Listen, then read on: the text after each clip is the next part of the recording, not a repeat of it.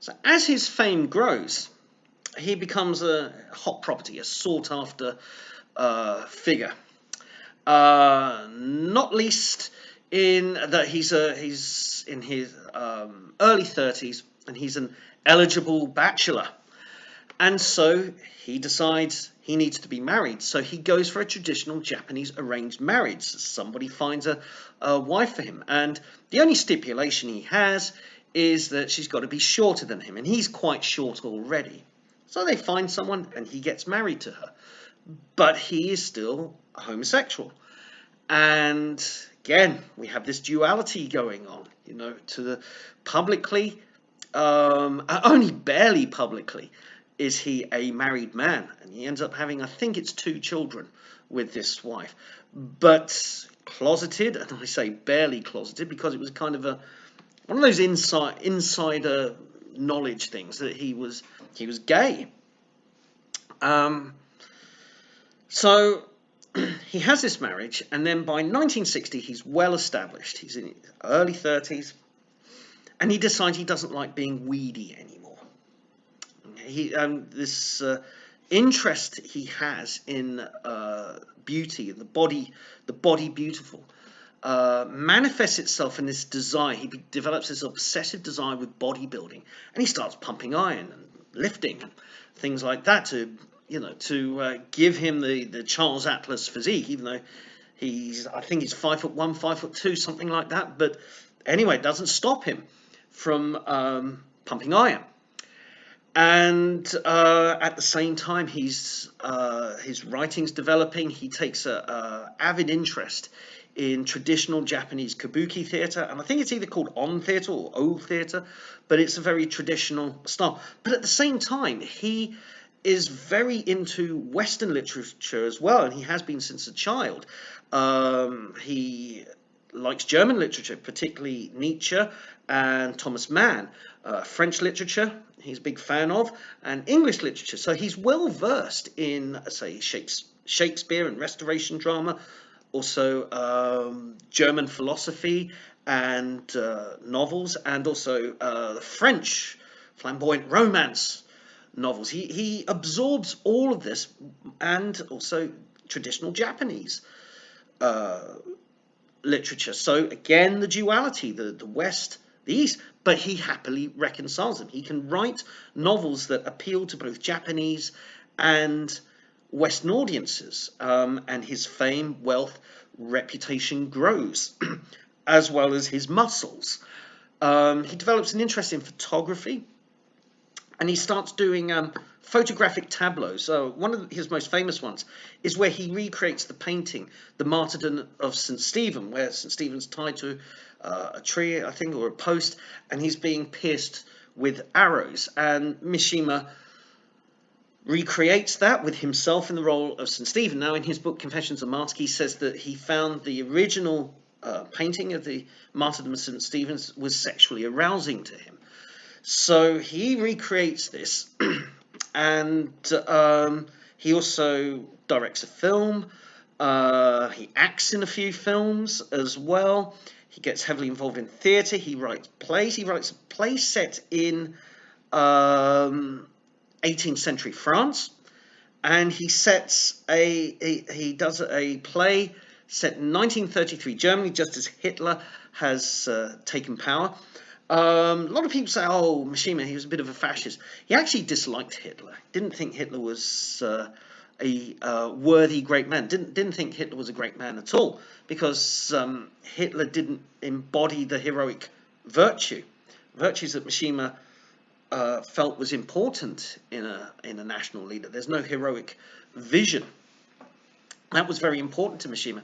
It can be argued that Mishima kind of is in a denial about what Japan did in World War II, particularly to the Chinese. But there's plenty of records of atrocities that the Japanese military committed in World War II. Mishima seems to almost turn a blind eye to that, and has a romanticized view of Japan's military past, perhaps reaching back to the Middle Ages, to what the time we would call the Reformation, where the Japanese, well, it was the birth of the shogunate in that time. So he conducts a lot of interviews. He's sought after as an interview subject for British, American, French documentary makers. So there's plenty of footage of him being interviewed that you can find on YouTube. Um, but by the mid to late 60s, his ideas are developing again.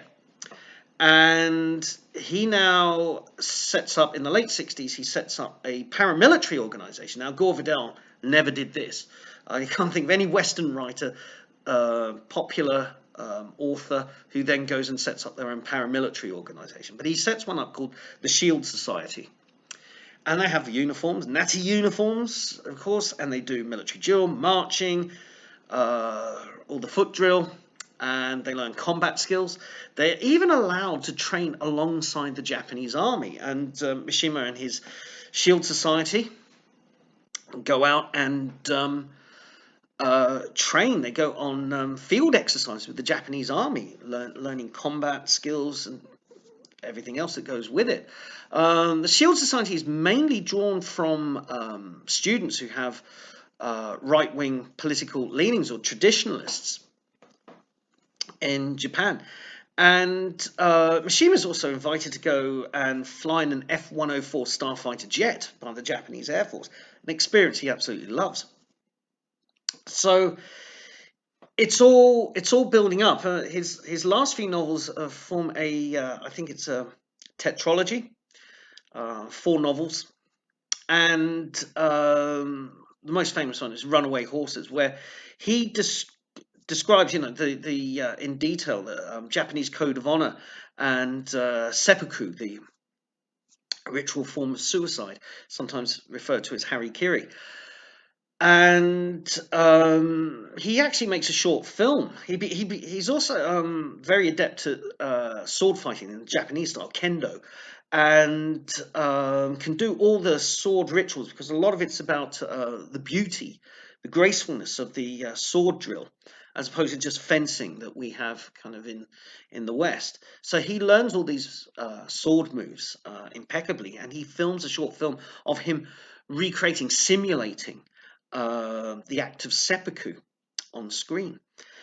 So throughout the late 60s, he's developing. He starts becoming disillusioned with how the direction Japan is going in. So even though he has embraced a lot of Western culture, particularly its literature, its architectural traditions, because his house is done in a kind of classical Western style, he dresses in the Western style for the most part. He goes from 1950s, he has the kind of teddy boy hairstyle. In the 60s, he has something that makes him look a little bit like a Japanese version of Ian Hendry, with close cropped hair, brushed forward, big sideburns. And he's embraced a lot of Western culture, but what he doesn't like is the Americanized commercialism and corporatism. He doesn't like that. He finds it vulgar and without a moral core. So he doesn't like a lot of Americanisms and Americana. He tends to favour more European Western tradition. So he's becoming disillusioned that Japan is following in America's wake. It's becoming too dependent and too involved with consumerism. And so it all comes to a head in 1970, where he and a few members of his Shield Society decide to stage a coup d'etat. So November 25th, 1970, he and 4 of his Shield Society drive to the local army base. And they're just let in because, hey, it's Mishima and the Shield Society. They're probably here to talk to the commanding officer, maybe arrange some further drills or training exercises, the usual. They're used to seeing him in the Shield Society by now. What Mishima does is he goes to see the commanding officer at this barracks, and he and the Shield Society take the general down. They just take him down, tie him to his chair, and harangue him. They just harangue him for being weak, for being betraying Japanese samurai virtues, just haranguing, and insulting and humiliating this general. Then Mishima steps out onto the balcony. So this general's office has a balcony, and Mishima steps out onto the balcony and delivers this tirade against modern Japanese culture, saying that they need to return to the traditional ways. He lays out some demands, so he wants the emperor restored to full direct control of the government and to be acknowledged as a god again. He wants the people to rise up, the army to rise up and depose the civilian authorities, and institute this new martial order based on traditional samurai values, with the emperor as the sole head of state, with and the government merely advises him. It has no political role outside of that. To his surprise, he finds he hasn't got a receptive audience. The soldiers down below start jeering him. Some of them turn away, or some of them looking in disbelief that he's done it. It's all captured on film as well. You can watch his tirade on YouTube again. It's all there. But they're trying to get him down. They're trying to shut him up. They jeer him. They boo him. And this disillusions Mishima. He is now crushed because he has failed. He has failed to inspire modern Japanese people to rise up. And he's come at the wrong time, because had he emerged in a time of darkness for Japan, at a time of turmoil and despair, maybe like in a lot of other countries and cultures, when a country's at the lowest ebb and a leader rises up, but he's talking to a Japan that is successful in its modern state. It doesn't see a need to revolt. It's got what it wants. And it's traded off that samurai spirit. People see it as a kind of historical thing. It's part of the past. It cannot be recreated. And so Mishima goes back in from the balcony, goes back into the office, and he prepares for seppuku, the ritual suicide. He is joined in this by one of the Shield Societies, his most promising deputy, a young student who was very intelligent, tipped to go far, but this fellow student wants to commit seppuku with him. And they do that. They do it with the ritual, with the one sword, the one blade, disembowels them, and then they have their seconds, the other members of the Shield Society present, do the beheading. And it's done perfectly, and it's done according to the ritual. And this is how Mishima, this is his exit plan for the world.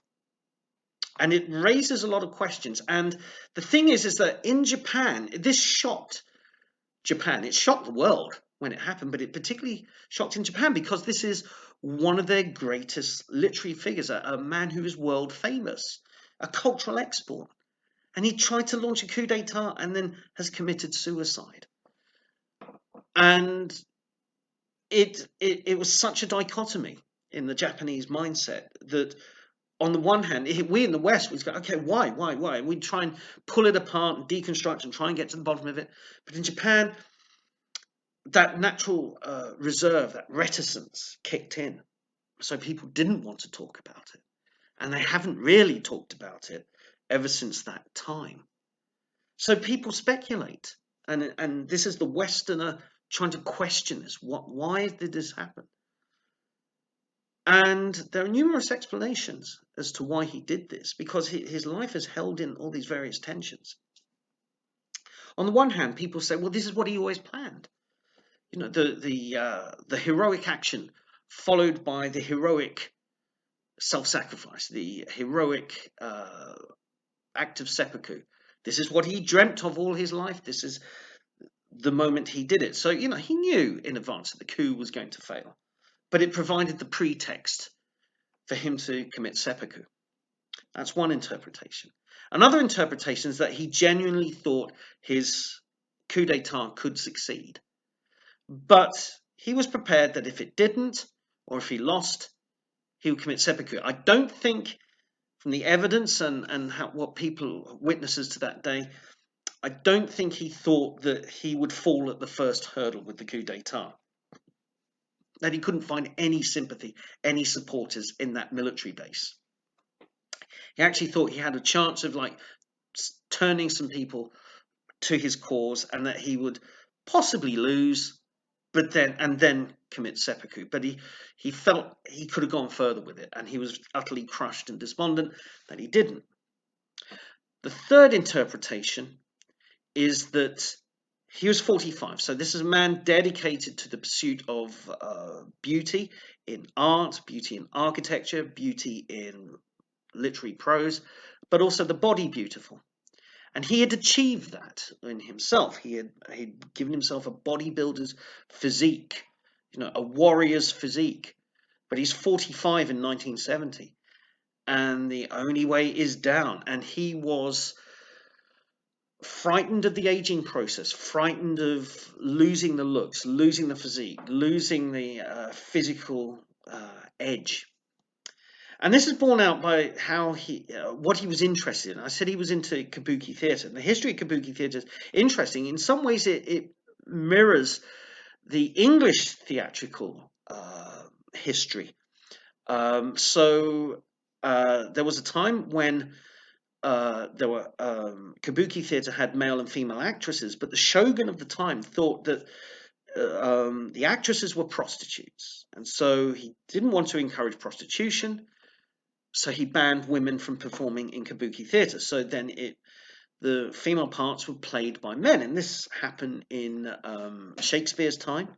Women weren't allowed to act until Charles II's time. So it mirrors that in some regard, and Mishima was very fascinated with what we would call drag artists, but in Japanese culture, it's not as sexualized. The men in drag is not overtly sexualized in as the way that it is in the West.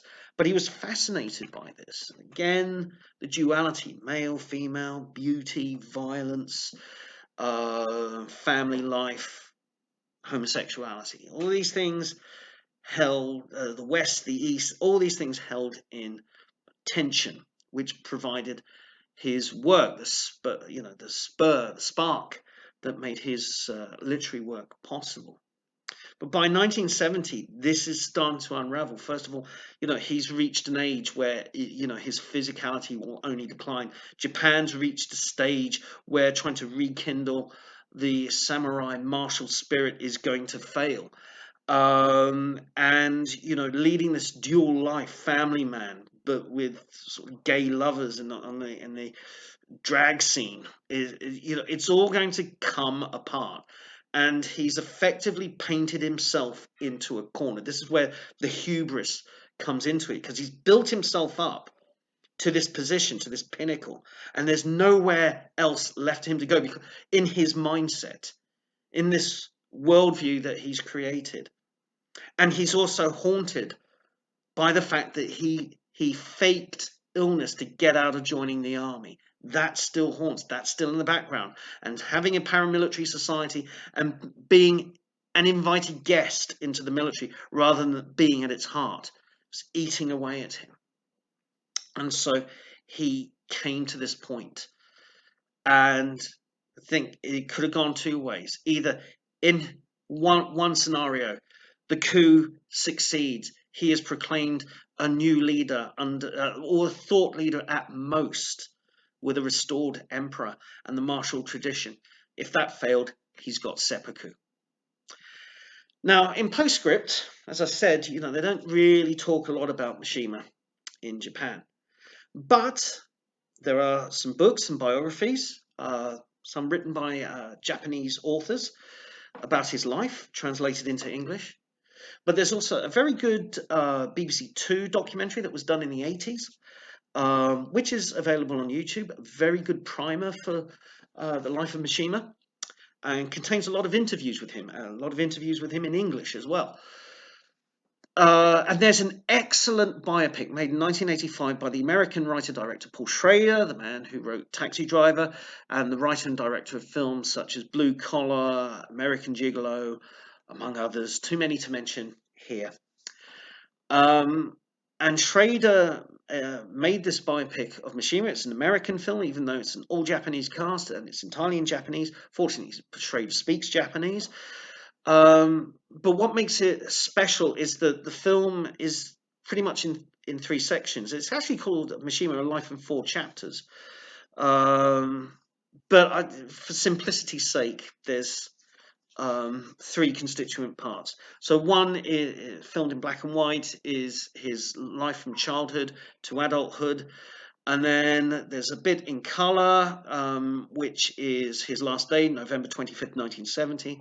And the third section, they dramatize excerpts from three of his novels, um, including Temple of the Golden Pavilion. And that's done in a kind of really stylized style, but it shows you the workings of the man's mind through his literature. Because a lot of other biopics of writers just have them sitting at a typewriter or sitting at a desk with a pen and paper. It doesn't really convey the creative process. This film does by reenacting excerpts from three of his books. So I thoroughly recommend the 1985 film Mishima: A Life in Four Chapters. It's got a Philip Glass soundtrack, which is awesome as well. If you are going to read Mishima, and lots of people are influenced by him. I think it was used against PewDiePie. It was evidence used against PewDiePie because he listed as one of his favourite novelists, Mishima. And everybody's going fascist, but Mishima's not a classic fascist because Japanese government was not like fascist Italy or Nazi Germany. Um, so the only Mishima novel I've read is actually Temple of the Golden Pavilion. But other ones that people tell me are really good are Confessions of a Mask, Runaway Horses, Kayoko's House. Do check them out if you are interested. Anyway, that brings me to the end of my presentation. This was the Hubris trilogy. I'm Rubber, and I'm back to making videos for now. And I don't know what I'm going to do next, but I'm probably going to write another article for the Wellington Project.